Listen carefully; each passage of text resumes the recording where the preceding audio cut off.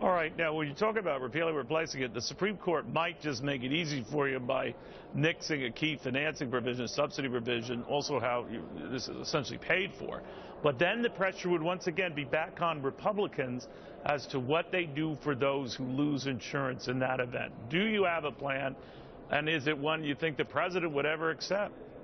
Well, I think the Republicans not only will have a plan, but something the president will accept, because it's something that we have to do, and that's important. People like John Barrasso, a doctor from Wyoming, people like Bill Cassidy, newly elected senator from Louisiana, a doctor himself, have been working tirelessly on that alternative. People like Ben Sass, somebody who worked for Health and Human Services. I guess what I was saying is, I cannot envision this president would do anything to make you guys look good. He would rather turn it around and say, you guys torpedoed a health care law that was helping all these millions. What is your response going to be to that? Republicans will have a plan in place. If the ruling is for the plaintiffs, our plan will be ready to go, and this president then will have to decide whether he wants to stand with our plan to make sure that we have an answer for the American people, or if he wants to try to inflict pain on the American people. But a lot of the message I get from your colleagues, Senator, not you specifically, but is that they don't have I guess, the stomach for just repealing this thing outright, or for that matter, the votes, especially veto-approved votes.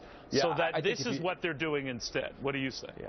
Well, if you look at the people who were just elected, the people who just got elected in November, not only do they have the stomach, but they had the backbone to run an election year against odds that may have been overwhelming at times, the barrage of attack ads coming from the president's allies, as we stood firm in our opposition to Obamacare and our desire to replace it with something that will actually work. So I believe that Republicans, not only here in the House and the Senate, will work on that replacement, have it ready to go by the time this ruling is made.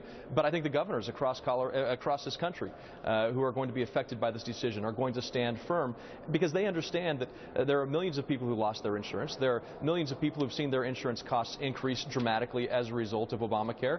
And we see that the debt, just $1.7 trillion in debt added, the CBO projects, we simply can't sustain it. Senator, good